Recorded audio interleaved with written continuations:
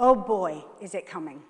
We're pretty sure, and I've been told that we know you know what I mean in some kind of secret way, that it's going to happen in May or October of next year. So the next ballot paper any of us see could very well be a general election ballot paper. So my appeal today is to underline the urgency of the situation. In fact, it's so urgent that I've asked the biggest hitter in this room to join me on stage, none other than our Deputy Leader and MP for St Albans, Daisy Cooper.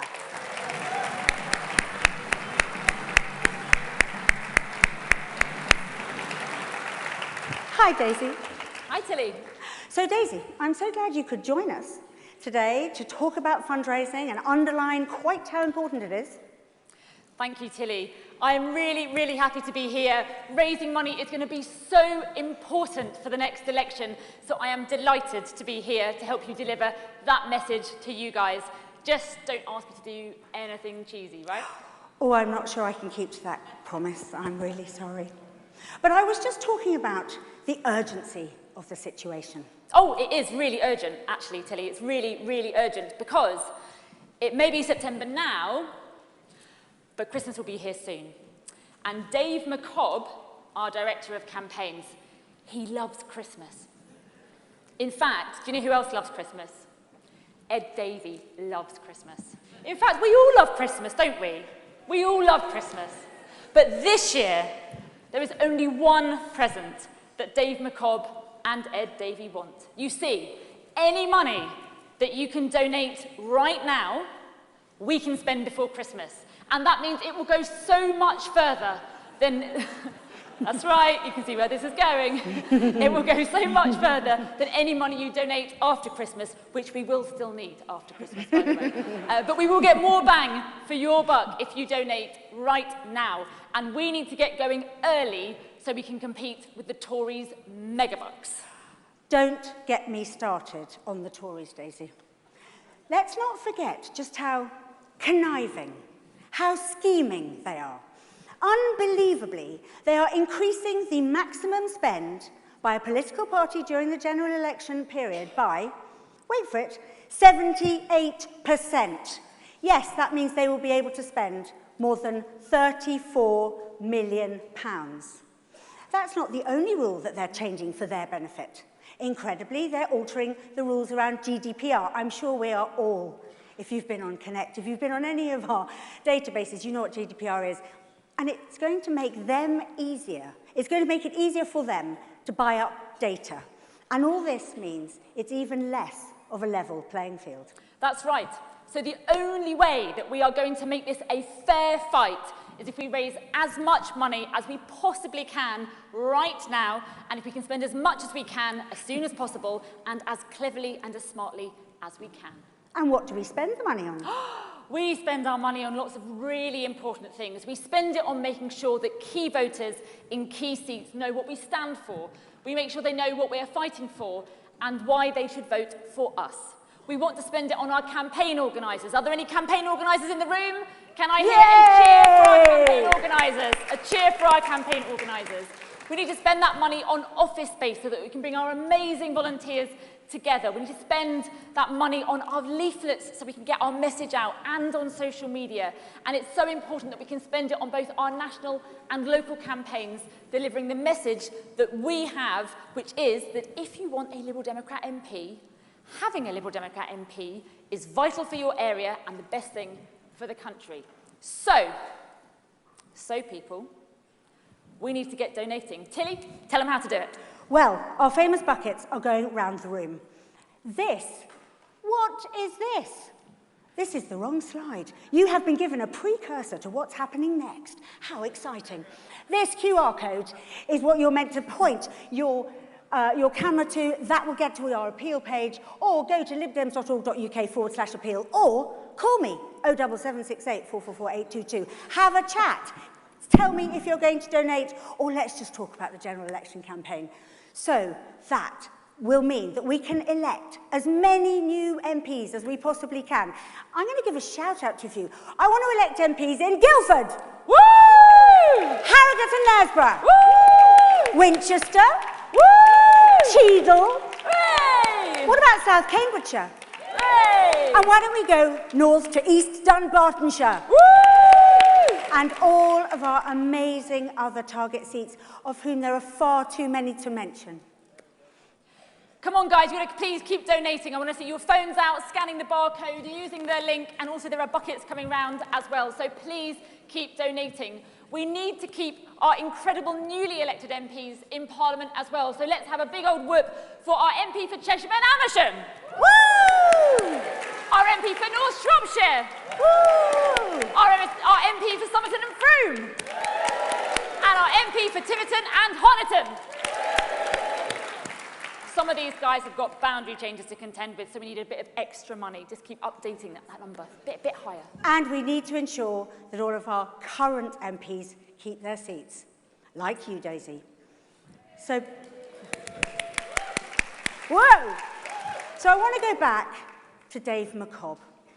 Just a reminder, if you don't know him, he's the Director of Campaigns. Incredibly nice, incredibly bossy.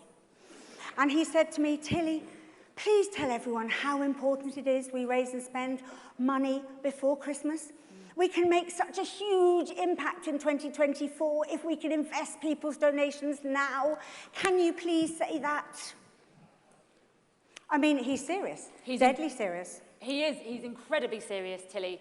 And actually, we need money now. We really, really do. I can see there's some people that haven't put their hands in their pockets yet. Please, dig out any cash that you've got in your pockets and get your phone out to donate. It's really important we get money for the election. Please, please donate. So, do you think we can make Ed and Dave's dream come true? Ooh, do you mean Dave's Christmas dream, Tilly? I think I do, Daisy. Ooh. Are you sitting comfortably? Because Daisy and I, thank you. Daisy and I have a treat for you. In return for your amazing donations, keep donating, here is Dave McCobb's dream for Christmas, or maybe for the election.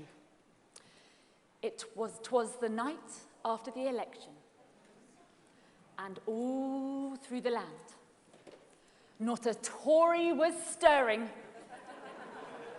no longer in command. It gets better.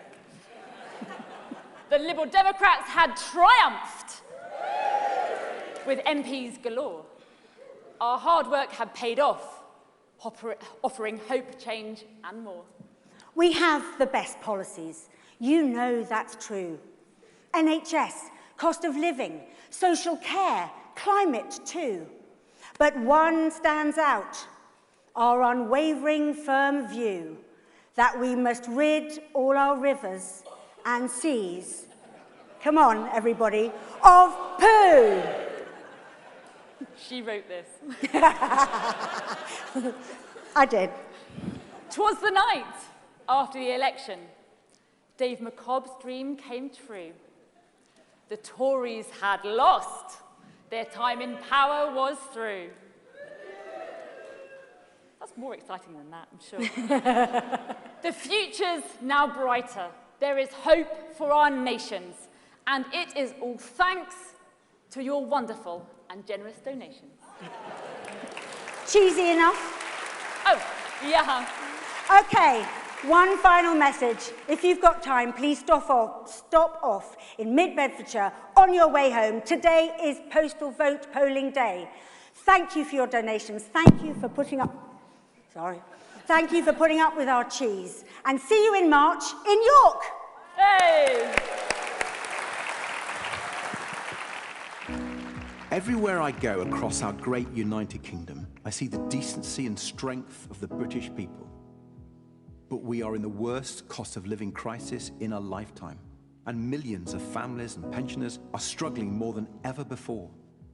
People are trying, working hard, raising families, caring for others, but they're finding it so hard to make ends meet. The Conservatives have made everything so much worse with their chaos and infighting. People are facing a cost of living catastrophe, but these Conservatives either don't care or don't get it.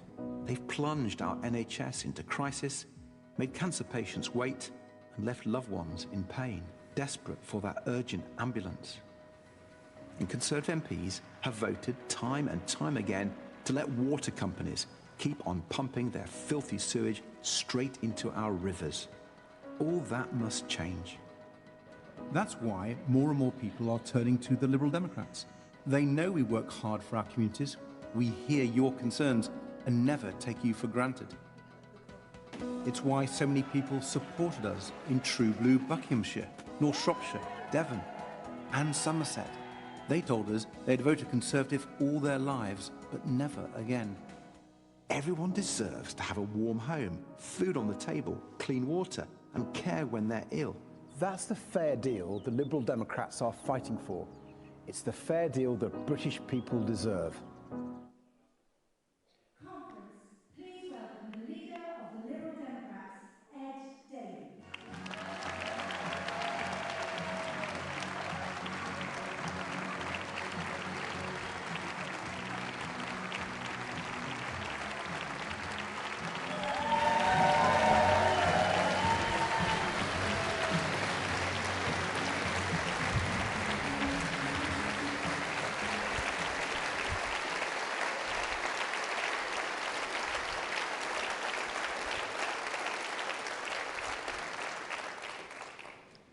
Thank you, friends.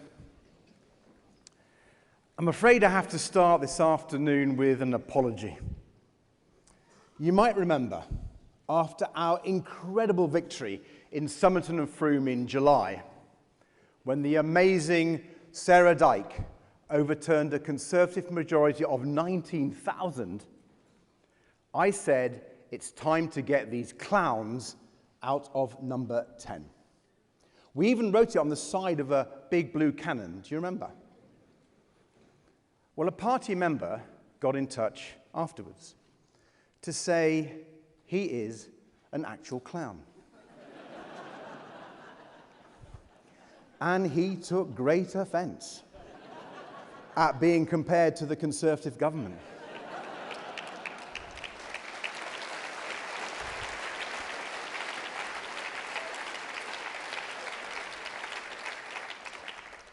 And on reflection, I have to admit, he's got a point.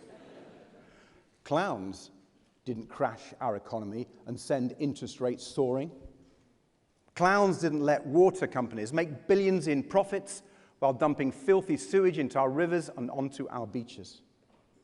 Clowns didn't plunge our NHS into crisis, pushing waiting lists to record highs. Clowns didn't waste billions of pounds of our money on dodgy PPE contracts. Clowns didn't prop up a lying, law-breaking Prime Minister and then allow him to put his cronies in the House of Lords. Clowns didn't do it. The Conservatives did.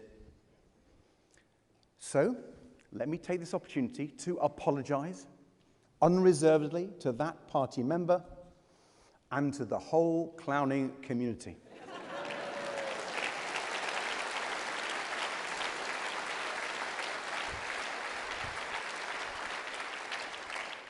I'm sorry, I used the wrong C word. So let me try again. It's time to get these Conservatives out of number 10.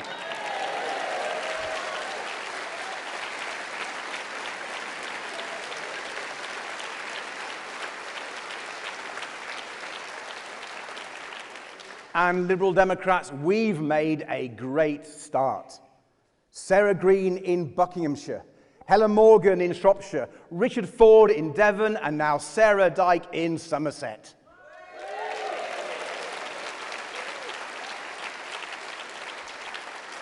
And next up, of course, the wonderful Emma Holland-Lindsay in Mid-Bedfordshire.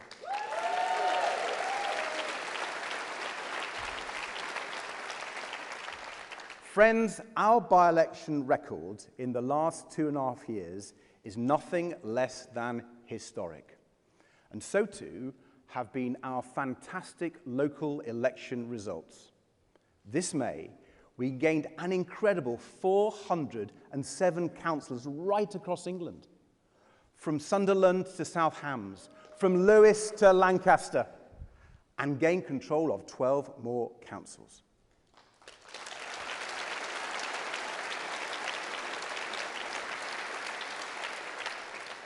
In Scotland last year, we boosted our councillor base by a third. We're growing back there strongly too, as we hold the nationalists to account for the total mess they made of, well, everything. And in Wales, we took control of Powys Council for the first time ever.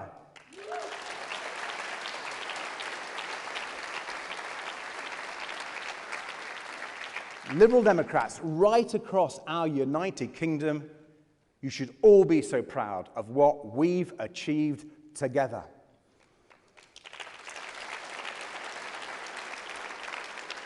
Our campaigns, our victories, are changing the future of British politics and turning the tide against the Conservatives. We've shown the next election won't be all about the red wall. It's about the blue wall too. Former Tory heartlands where we've shown we are the only ones who can win, the only ones who can bring the change people crave. And even better, with Richard's win in Devon, Sarah's in Somerset, and superb local government success, we can now proudly say the Liberal Democrats are back in the West Country.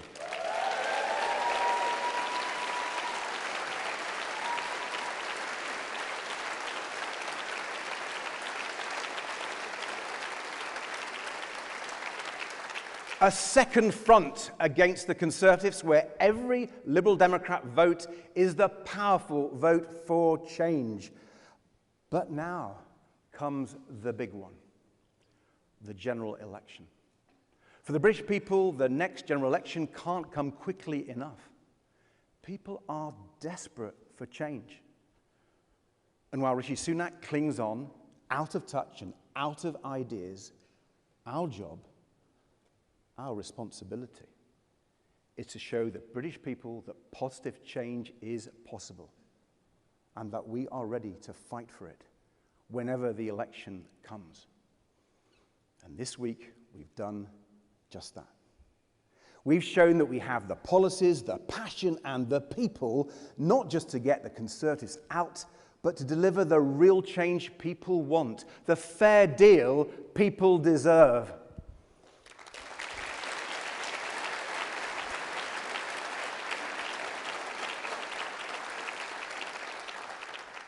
Our task is to get more brilliant Liberal Democrat MPs elected so they can be strong local champions for their communities and lead the change our country needs, bringing real hope to millions in this economic crisis. Hope to people struggling to get by and struggling to get on, cleaning up our environment, rescuing our NHS and care system, transforming our politics for good. Remember, at the start of the year, Sunak gave a big speech where he told the country, we're either delivering for you or we're not. Well, in fairness to Rishi, he was telling the truth. It is one of those two things, and friends, I think we all know which one. His government is failing to deliver. And what's so horrific is the sheer scale of their failure. In so many ways, our country today just isn't working the way it should. It's not working as it should for the parents, forced to travel 2 hours just to find their kids an NHS dentist, or skipping meals so their children can eat. It's not working for the couple in my constituency who fear losing their home of 13 years as their mortgage payments have shot up by more than £400 a month. It's not working for the teaching assistant and her young family, evicted from their home in Ambleside so the landlord could turn it into a holiday let. It's not working for the pensioner going without heat in the winter, or the commuter left on the platform by yet another cancelled train. It's not working for the swimmer who spent 13 days in hospital with cellulitis after swimming in sewage-infested water. Conference, I have never known our country so badly governed.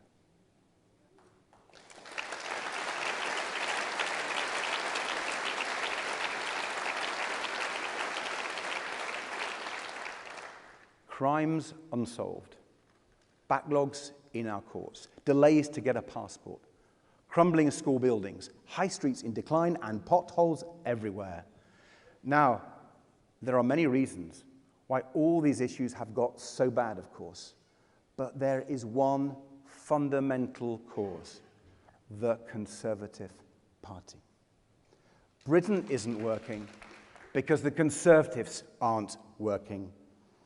They're more like a bad TV soap than a functioning government. The factions and the feuds, the personal vendettas, the shock exits, and unwelcome returns.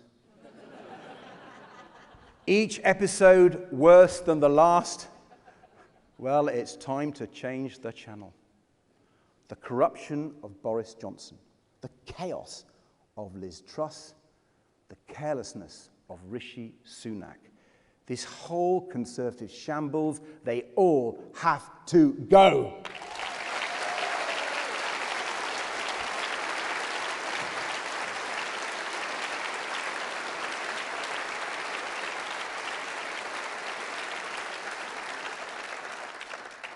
And Liberal Democrats, our task is to get them out and then get Britain working again.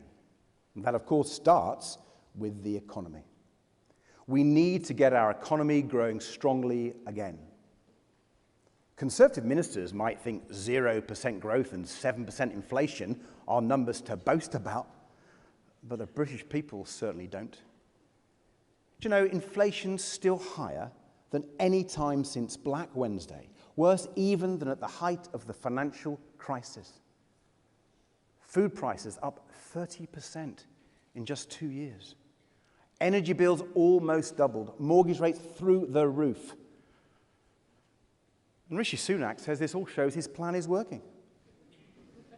Honestly, the Prime Minister sounds so complacent, so out of touch. Sometimes I think he must be reading the graphs upside down. Well, Rishi, if this is what it looks like when your plan is working, I think we need a new plan.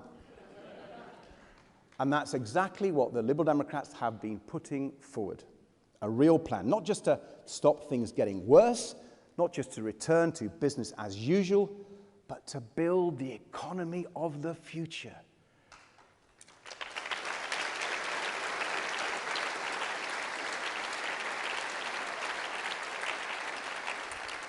To build an economy that is genuinely innovative, prosperous, and fair.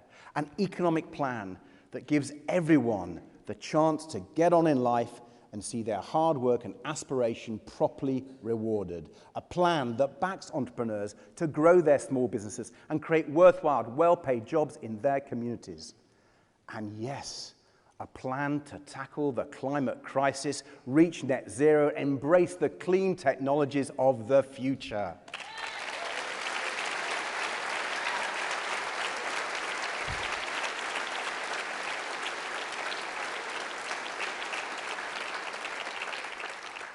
It's time to lead the world instead of trying to hide from it. Conference after Rishi Sunak's disgraceful speech last week. The contrast between our approach and his could not be clearer. We already knew he doesn't care about tackling climate change. That's no surprise. But what about the damage his U-turns will do to our economy, to our car industry, to people's jobs right across the UK? Doesn't Sunak care about any of it? Apparently not. Frankly, instead of delivering that speech, Rishi should have torn it up and thrown it away. If he's got 7 bins, he might as well use them.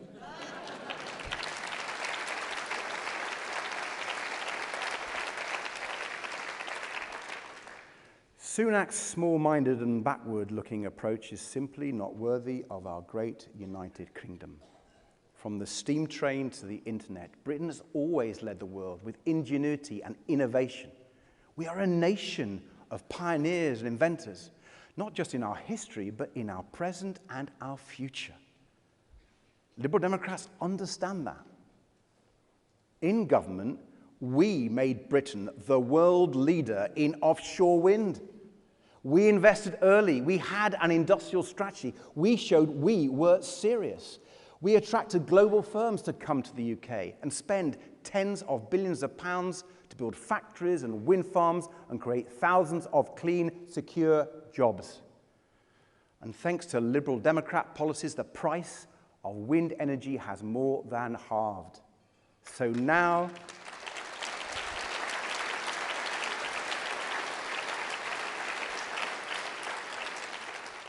renewables are by far the cheapest form of electricity and the most popular. We could be doing the same thing with so many other new technologies: tidal power, clean flight, high-speed rail, creating jobs and cutting prices. But Rishi Sunak says no. We say build Britain's economic future here in the UK. Rishi Sunak says outsource it to China. That is a dismal failure of leadership, and we can do so much better.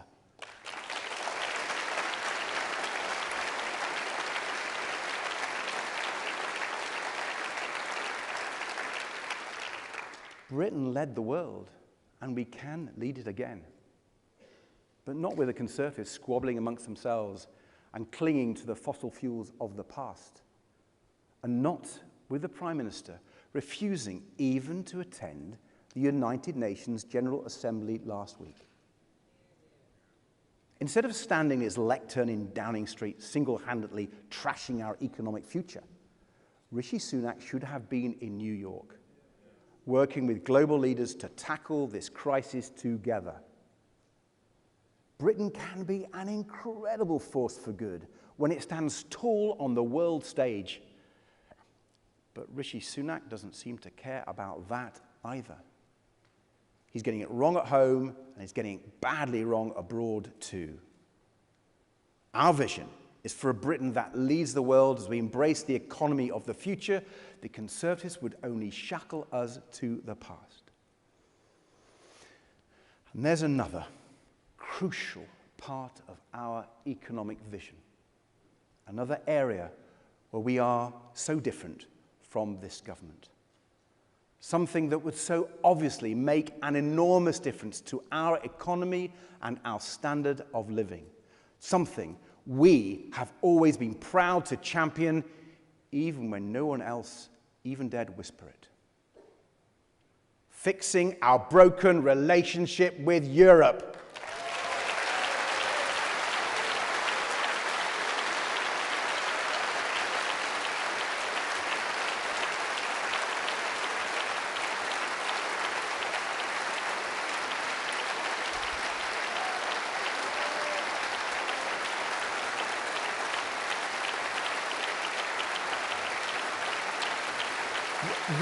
The Conservatives botched the deal with Europe, and it's been a disaster for the UK. They sold out British farmers and fishers. They tied up British business in red tape, and they pushed up food prices in our supermarkets. So much unnecessary pain inflicted on so many by so few.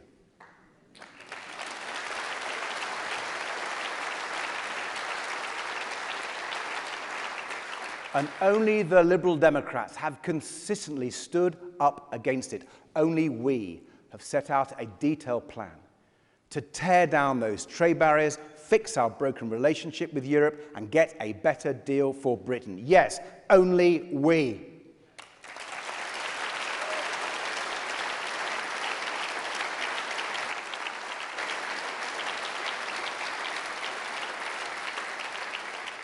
Because Labour's plan, if you can call it a plan, is nowhere near that ambitious. Now, to be fair, they've come a long way from when they voted for Boris Johnson's terrible deal. But Labour has a long way still to go, which means it's up to us to lead the way. A better economy, a better future with Europe.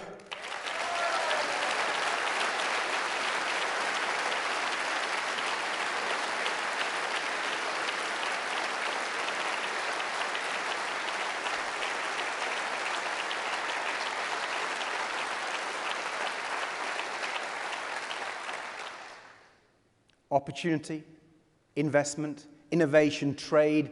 That's the Liberal Democrat recipe for economic success. And one more ingredient, people. Because at its heart, what makes our approach different is that we understand that the economy isn't just a series of abstract percentages and meaningless slogans. It's all of us. It's the things we do every day together. It's the jobs we do, the services we rely on, the food we eat, the homes we live in. It's the TV shows we watch, the places we visit, the presents we give each other. We understand that when you strip everything else away, an economy is its people. And if we want to get our economy going strongly again, we need to focus far more on our people.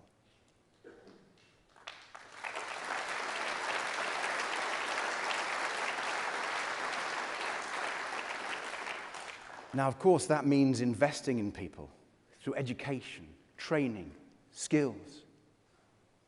But today, I want to talk about another investment in people.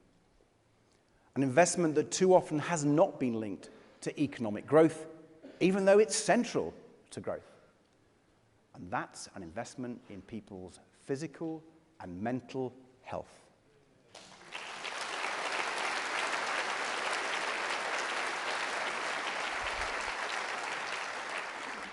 We can't build the economy we need with 7 million people stuck on NHS waiting lists. We can't grow the economy with 2.5 million people shut out of the labour market by long-term physical and mental illness, when people aren't supported to recover from long COVID, wait weeks for a GP appointment, can't get basic help so they can get back to work, feed their families, and get on in life. A healthy economy needs a healthy population and a healthy NHS. And I've been so proud that we Liberal Democrats have consistently led the way in highlighting the crisis in the NHS and proposing solutions. Reversing cuts to GP numbers and guaranteeing an appointment when you need one. Tackling life-threatening ambulance delays and improving access to NHS dentists. There are so many parts of our NHS plan that will both treat people better and boost our economy. And today, I'd like to focus on one particular awful part of this health crisis that shatters lives and takes people in their prime. It can be very difficult to talk about. It's difficult for me, and I know it's difficult for many of you. But we do need to talk about it.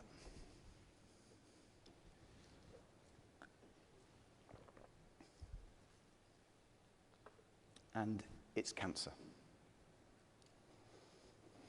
As many of you know, my brothers and I lost both our parents to cancer when we were young.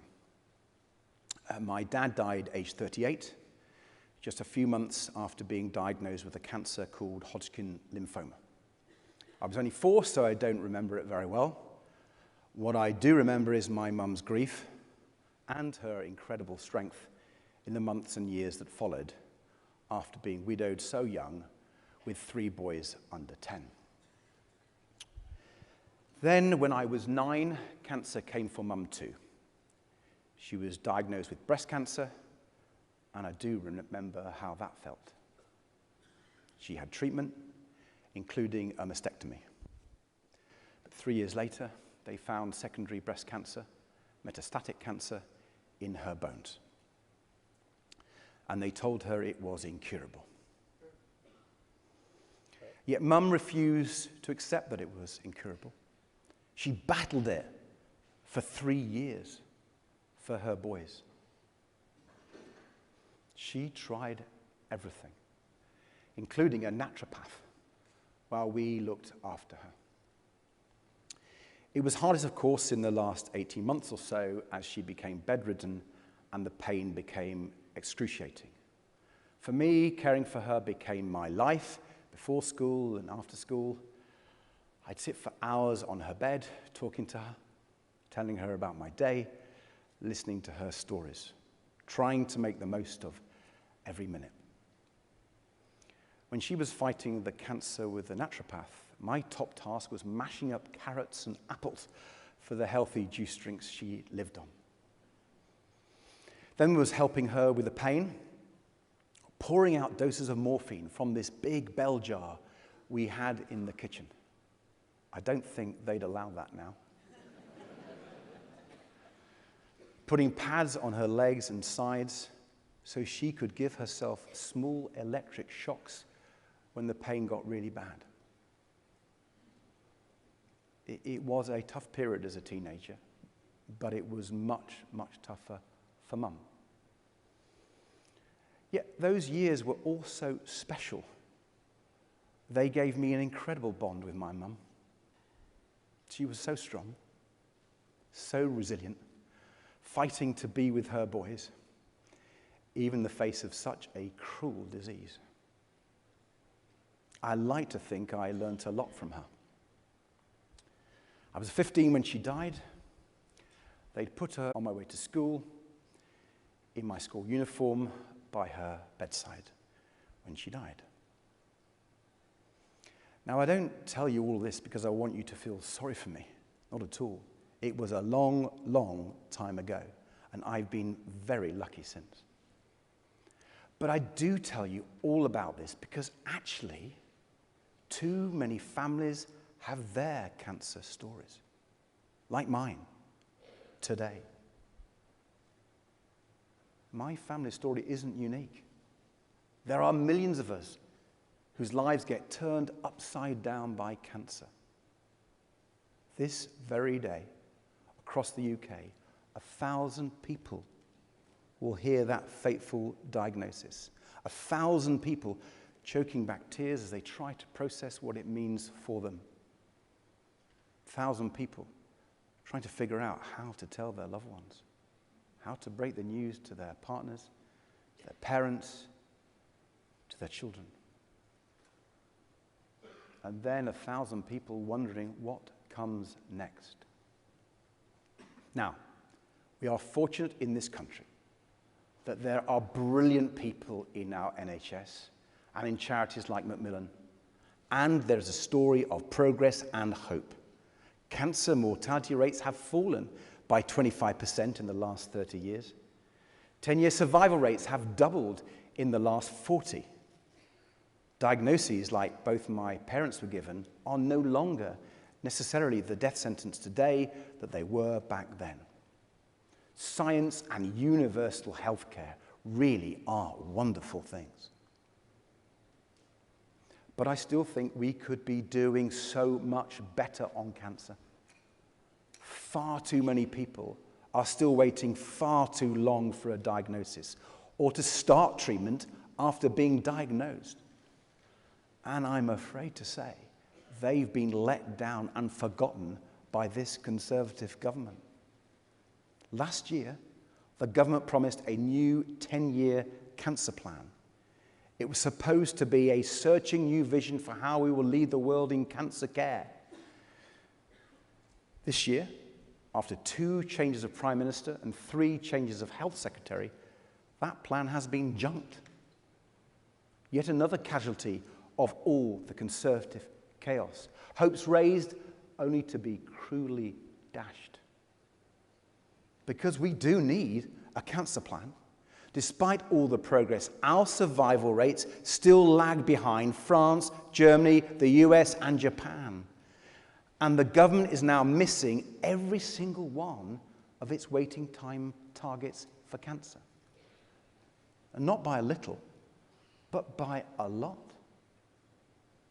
Right now, there are more than 20,000 people across England who've been told they have suspected cancer, who've been referred for urgent treatment by their GP, but who've been waiting more than 2 months to start treatment. More than 2 months. Just imagine the fear, the anxiety, the helplessness. Knowing you need treatment, knowing every day could make a difference, but powerless to do anything but wait. Like Ian, An engineer I was speaking to just last week. Ian lives in Nottingham, just down the road from where I lived with Mum before she passed away. And like me, Ian lost both of his parents to cancer when he was young too. Ian had been fit and healthy all his life, but he was diagnosed with bowel cancer 2 years ago in his mid-60s. The National Screening Programme caught it early. It was a small stage 1 tumour. Crucially, it was operable. Ian needed chemotherapy and surgery as quickly as possible. But he was kept waiting for 4 months before starting any treatment. And now his cancer has progressed to stage 4, spread to his liver. Now it's inoperable. Ian calls those 4 months of waiting the worst time of his life. He told me, I would wake up every morning wondering if I had a future. And he told me how preventing those delays could not only have saved his own despair, but also saved the NHS so much money. Conference, it's just not right to keep people in such limbo for so long. We owe patients better than that. We owe their families, their children, and their loved ones better than that. We owe Ian better than that. We must do better than that.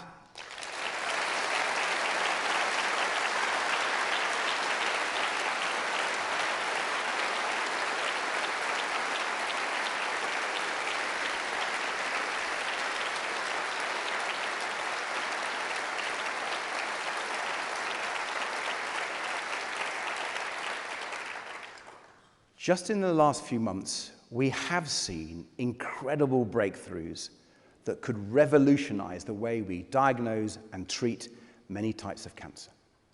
Trials of a new blood test that can detect more than 50 types of cancer are really encouraging, and the head of the NHS says it could transform cancer care forever. A simple blood test you could even carry out at home. Or the new breast cancer drug trialed at the Royal Marsden Hospital. It's been shown to slow the growth of tumours and even shrink them in many cases, with far less debilitating side effects than chemotherapy.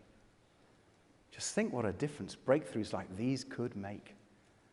Think how much time they could save, how much misery they could prevent, how many lives they could save.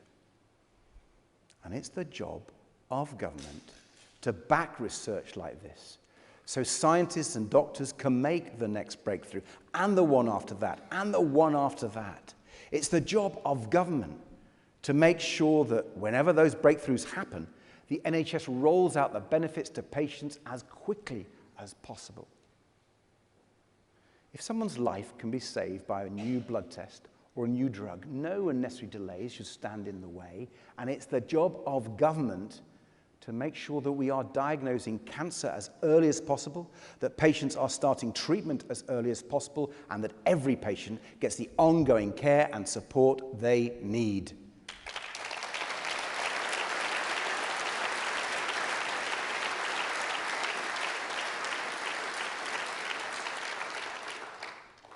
Now, friends, none of this actually should be party political.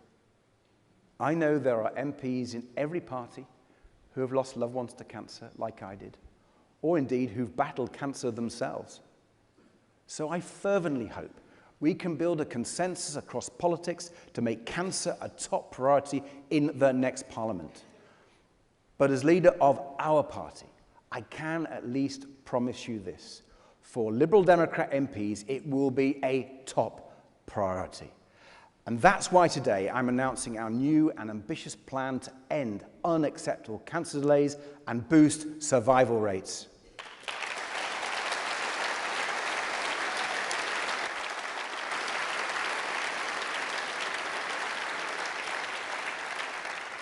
We will hold the government to account for every target it misses and every patient it fails.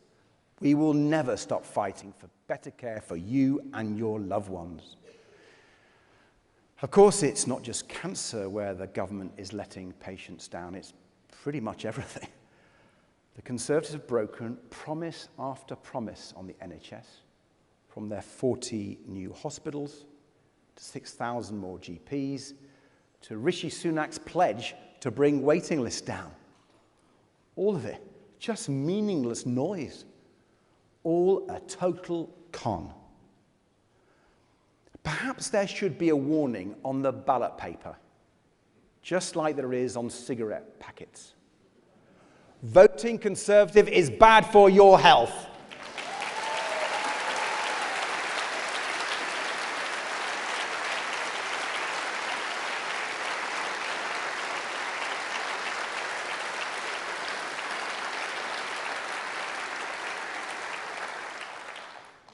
So it falls to us to rescue the NHS and make sure everyone can get the care they need when they need it. We know it won't be easy, but we see a bright future for the NHS, not because we are blind to the sheer scale of the crisis, but because we are clear-eyed about the solutions. More GPs, so that everyone can get an appointment within 7 days or 24 hours if it's urgent. More investment in the latest technology, from MRI scanners to radiotherapy machines. And, crucially, more carers. Conference, we know that the crisis in the NHS is inextricably linked to the crisis in care. We know that you can't fix the NHS without fixing social care. We know you can't fix the NHS without valuing family carers.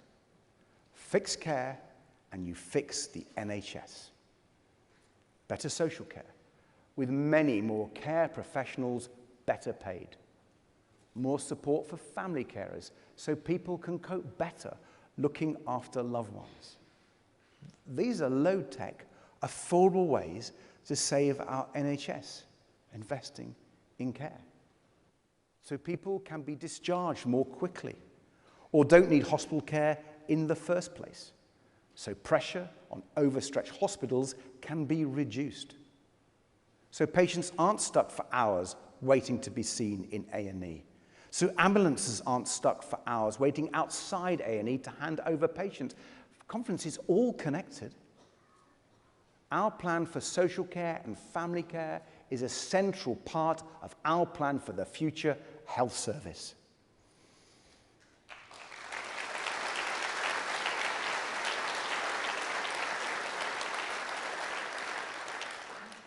And remember, in turn, health and care both are key parts of our plan for the economy. The Conservatives broke our economy with their carelessness. Liberal Democrats will fix our economy with care.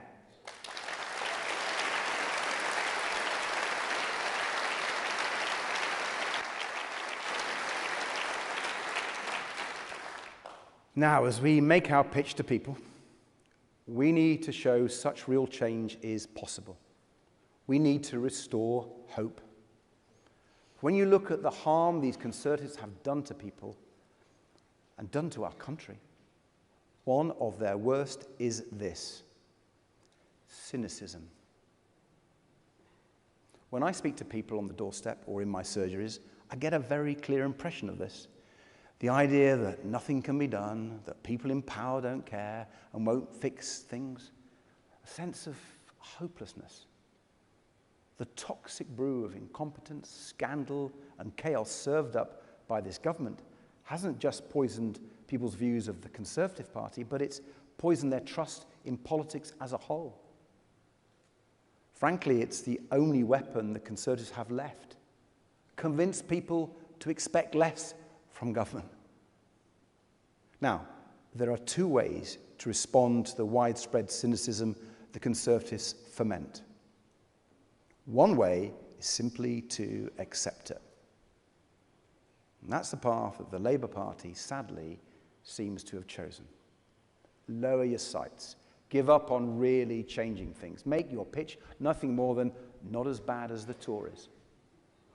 Half-heartedly oppose what the Conservatives are doing, and then shrug your shoulders and say, well, we pretty much do the same thing.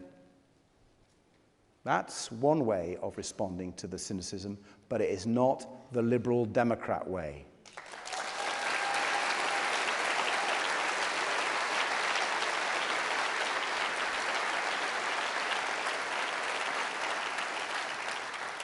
Our ambition for our country is so much greater than that. Our faith in the British people is much stronger than that. Our path, the path we have always chosen, the path we walk today, is to confront that cynicism head on, to offer people hope. Not with yet more platitudes and promises, not by announcing another nebulous mission that's immediately forgotten when the speech is over.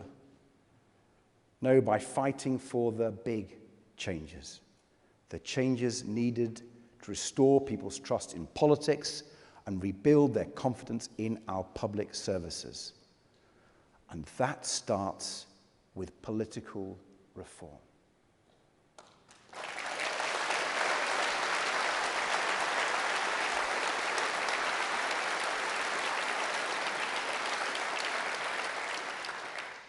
Liberal Democrats have long known that Britain's political system is broken. Millions of people, powerless and excluded, robbed of their rightful say and unable to hold the powerful to account. And we've always fought to change that. But the Conservatives, instead of fixing our broken politics, have shattered it into pieces. Their constant attacks on the rule of law and traditional British freedoms, their betrayal of integrity, truth, and honesty, stuffing the Lords with Boris Johnson's lackeys, handing out billions in contracts to their cronies, one rule for them, another rule for the rest of us.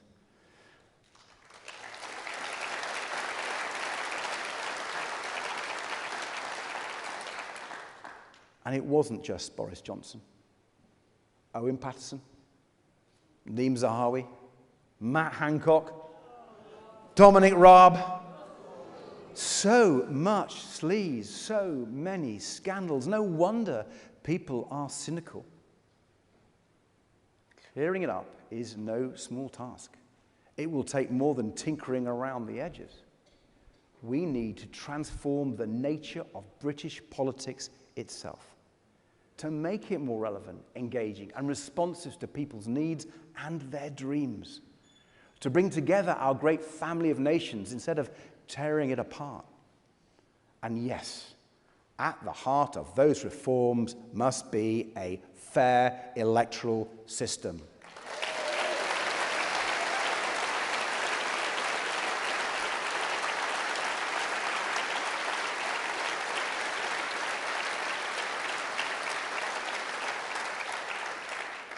Proportional representation so everyone's vote counts equally.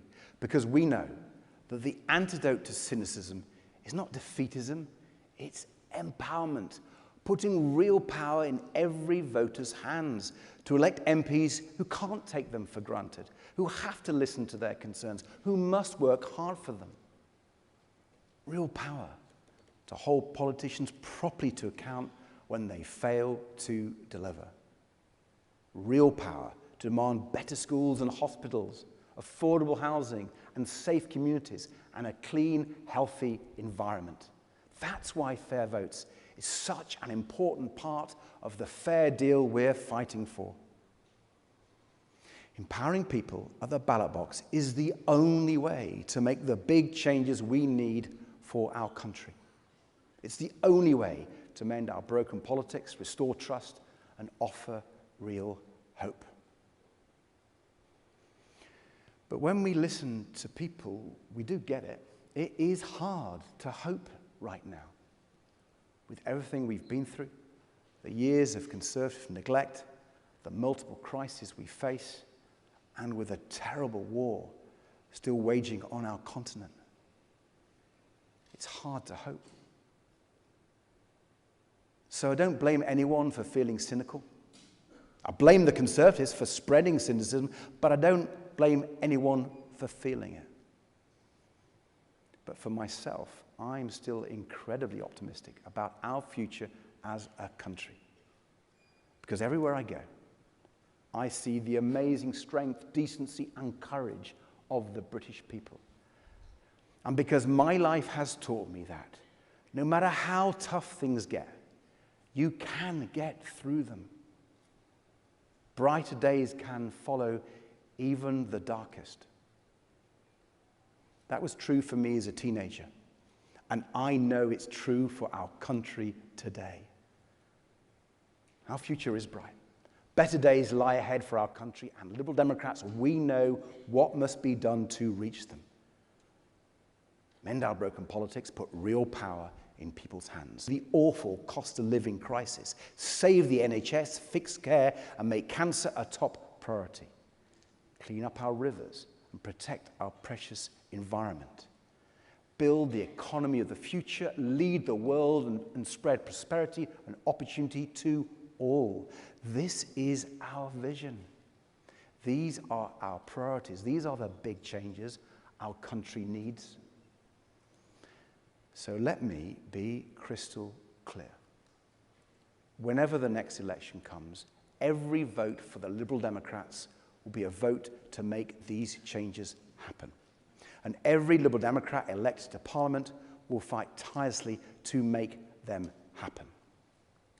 That's how we rebuild trust, restore hope, and repair our country. So, conference. We have our policies, we have our priorities, and very soon we will have our election too. I know you're ready. I've seen you on the streets of Shropshire, on the doorsteps of Devon. I've seen your determination, your dedication, and it makes me so proud to be one of your number. And I firmly believe that together we are the strongest campaigning force in British politics.